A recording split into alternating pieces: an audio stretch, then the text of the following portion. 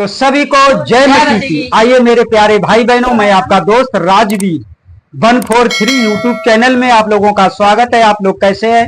उम्मीद करता हूं कि अच्छे होंगे। दोस्तों हम भी ठीक हैं, परमपिता परमेश्वर की कृपा से, आप लोगों की दुआ से। और दोस्तों अगर आप लोगों ने मेरे चैनल को सब्सक्राइब नहीं किया तो दोस्त यार चैनल को जल्दी जल्दी सब्सक्राइब करो यार। अभी बहुत कम सब्सक्राइबर है हमारे। अपना प्यार सपोर्ट दिखाओ यार, और चैनल को सब्सक्राइब करो और बेल आइकन को अवश्य दबाएं और कमेंट में थैंक यू जीसस अवश्य लिखें। और दोस्तों मैं किसी दूसरे धर्म में नहीं हूं, मैं इसी धर्म में हूं। मेरे आचरण और विचार बदल गए हैं।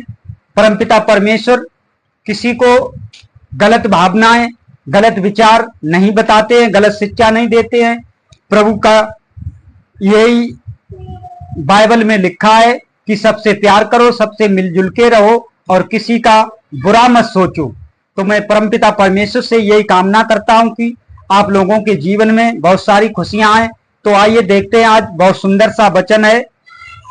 हम सब जब अंतिम यात्रा पर जाते हैं, यानी कि स्वर्ग को चले जाते हैं, मर जाते हैं, तो कैसे प्राण छोड़ती है आत्मा। तो प्रभु ने बताया है मत्ती के 9 में 12 के 43 में,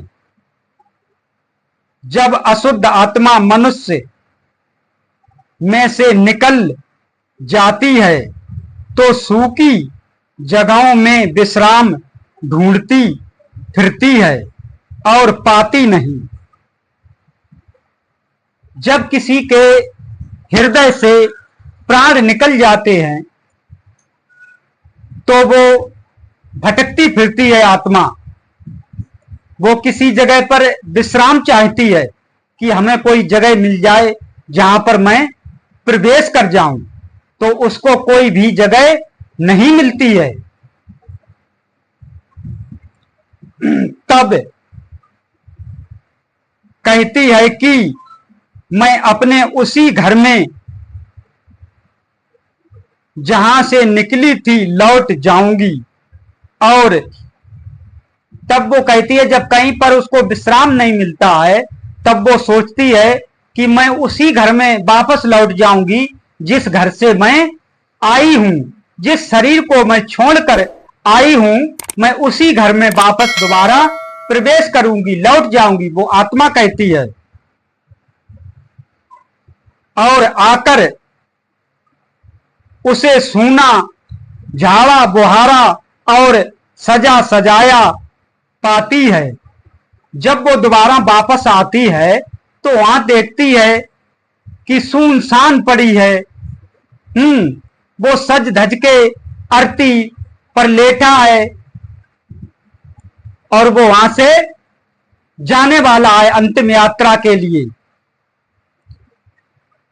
तब वह जाकर अपने से और बुरी 7 आत्माओं को अपने साथ ले आती है और वे फिर वो वहां से वापस लौट जाती है। जब उसको कहीं पर जगह नहीं मिलती है, फिर वो जब आती है तब अपने से और बुरी 7 आत्माओं को अपने साथ लेके आती है।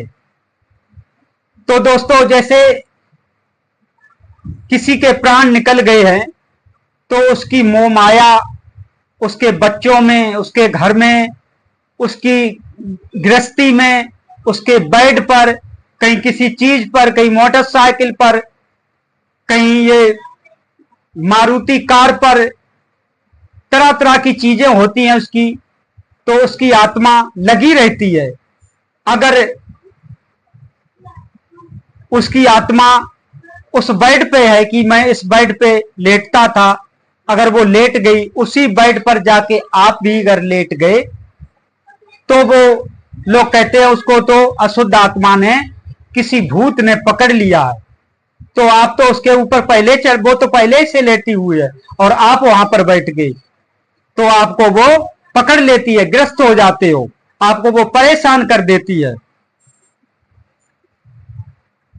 उसमें कहां पे थी, आत्माओं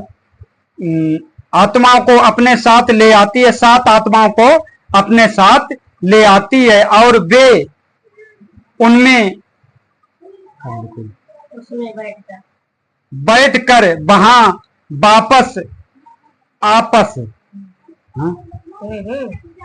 बात करती है, बैठकर वास करती हैं और उस मनुष्य की पिछली दशा पहले से भी बुरी हो जाती है। तो वो जो मनुष्य है, जैसे कोई अच्छा हो गया है, ठीक हो गया, पहले परेशान था, बीमार था, या किसी अशुद्ध आत्मा से परेशान था, किसी भूत बलाय से परेशान था, और वो सही हो गया है, और फिर वापस वहां पर वो लेट गया, तो वो उसकी तबीयत और भी ज्यादा खराब हो जाती है, वो और भी ज्यादा परेशान हो जाता है, पहले से बुरी हो जाती है। इस युग के बुरे लोगों की दशा भी ऐसी ही हो गई है। इस कलयुग में ऐसी ही दशा सब लोगों की हो गई है। तो सभी को जय मसीह की आमीन। तो परमपिता परमेश्वर आप सभी को इस वचन के साथ खूब सारी आशीष दे और आपके जीवन में बहुत सारी खुशियां दे। तो सभी को जय मसीह की।